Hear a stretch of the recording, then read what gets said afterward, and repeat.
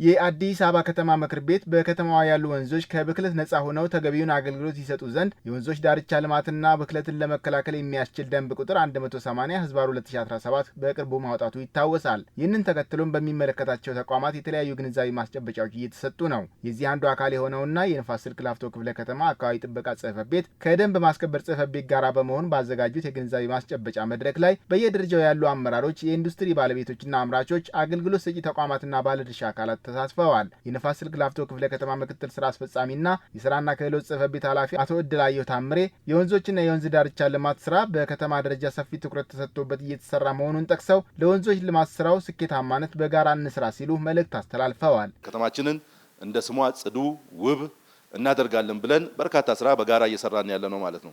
ከዚህ ጋር ተያይዞ ኮሪደሩ ጋር አብሮ እየለማ ያለው የወንዝ ዳርቻዎቻችን መልማት አለባቸው፣ ንጹህ መሆን መቻል፣ ጽዱ መሆን መቻል አለባቸው። ሙሽሮች የሚዝናኑበት፣ ህፃናት የሚቦርቁበት ይህን መነሻ አድርገን ሁላችንም በጋራ ከሰራን ከተማችንን ጽድና ውብ ማድረግ እንችላለን። ለዚህ በጋራ እንስራ። የክፍለ ከተማው ደንብ ማስከበር ጽሕፈት ቤት ኃላፊ መቶ አለቃ ቦጋለ አለሙ በደንብ ቁጥር 180/2017 ላይ የሚደረገው የግንዛቤ ማስጨበጫ በወንዞች ላይ የሚጣለውን ቆሻሻ ለማስቀረትና ወንዞችን አልምቶን ለመንከባከብ በየደረጃው ግንዛቤ ለመፍጠር መሆኑን ነው የገለጹት። ታዋቂ ወንዞች በክፍለ ከተማችን 7 ይኖራሉ። ትናንሾችም ይኖራሉ፣ ገባር የሆኑ ወንዞች ይኖራሉ። እነኚህ ወንዞች ምን ይዞ ነው ሲመጡ የነበሩ እንዴት ነበር የምንለውን ነገር ማንሳት አስፈላጊ ነው።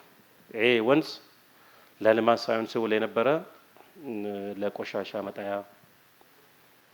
ይህ በሽታና ይህን ሽታ ተቋቁመን ከዚህ በፊት ስላለፍ ነው።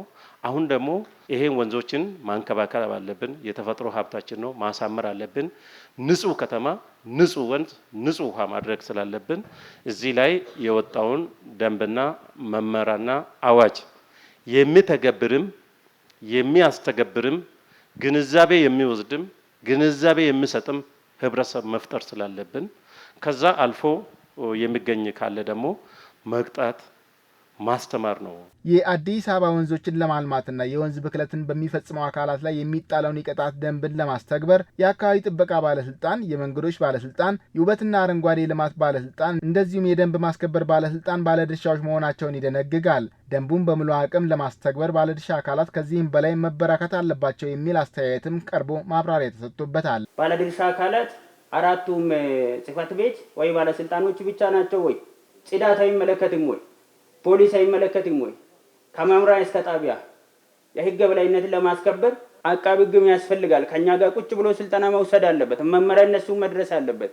ደንቡ ቅንጅት ይሰራል። ቅድም ተገልጿል። 4 ተቋማት ባለድርሻ ናቸው ብሎ አስቀምጠዋል። መንገዶች ባለስልጣን፣ ከተማ ውበትና አረንጓዴ ልማት ጽሕፈት ቤት፣ ደንብ ማስከበር፣ አካባቢ ጥበቃ ጽሕፈት ቤት። ስለዚህ ይሄንኑ በዚህ ልክ ብንረዳና ግንዛቤ ብንይዝ ጥሩ ነው።